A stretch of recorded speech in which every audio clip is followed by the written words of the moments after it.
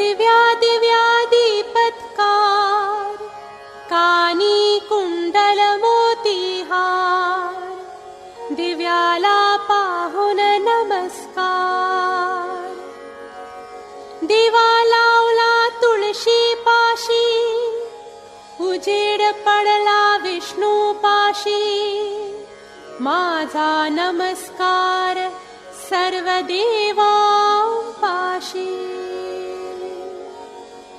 घरातली पीडा बाहेर जावो, बाहेरची लक्ष्मी घरात येवो. घरच्या धन्याला उदंड औषधे